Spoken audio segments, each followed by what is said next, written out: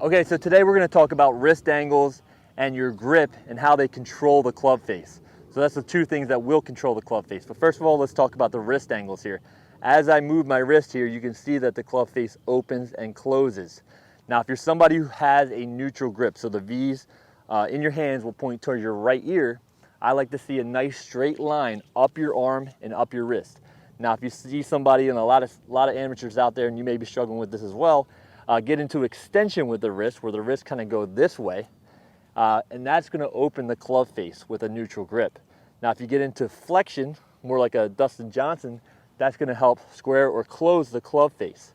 So working on those wrist angles can really help you with your club face, but you have to understand that different wrist angles and different grips are going to match up. So for instance, if I'm someone with a really strong grip here, that V's pointing at my right shoulder, and I see a lot more knuckles, then when I get to the top here and have a straight line, that club face is going to be a little more closed.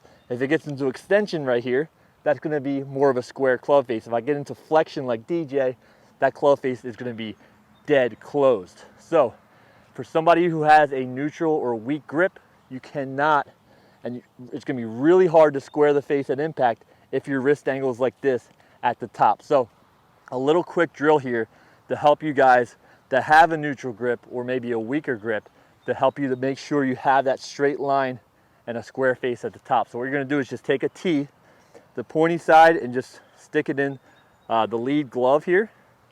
And what I want you to do is take some practice swings, and you're going to feel like that T does not dig in to your forearm there. Now, if you do get into extension with the wrist, where they go this way and open them up, you're going to feel like that T starts to dig into your arm. Now, as you feel a little more flexion, so the wrist angle is going this way, a little more DJ, you're going to feel like that T comes away from your arm.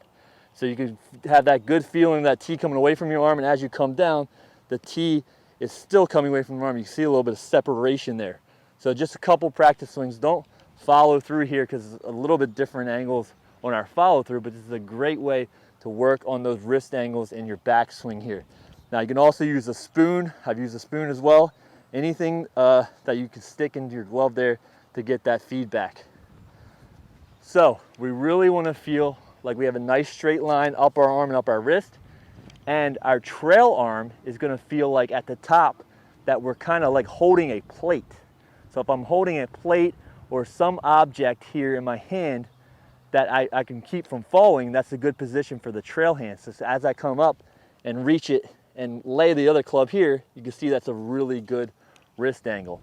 So for me, I have a more neutral grip, and I have a little more flexion at the top, so my wrist angle kind of teeters off this way. Neutral, weak grip, like I mentioned, if you have this, it can't happen. We have to fix that. So let's hit one here. Feel like I'm bringing the club back nice and smooth, a little bit of flexion, so I'm feeling my right hand go this way, the left hand's going this way, and that's going to really help me square the face. So give that little T drill a try and really feel like you can even hold something in your right hand. I got my marker here. You can hold that in your right hand, and you can bring your lead hand up and just grab the club from there, and you'll know you're in a good spot.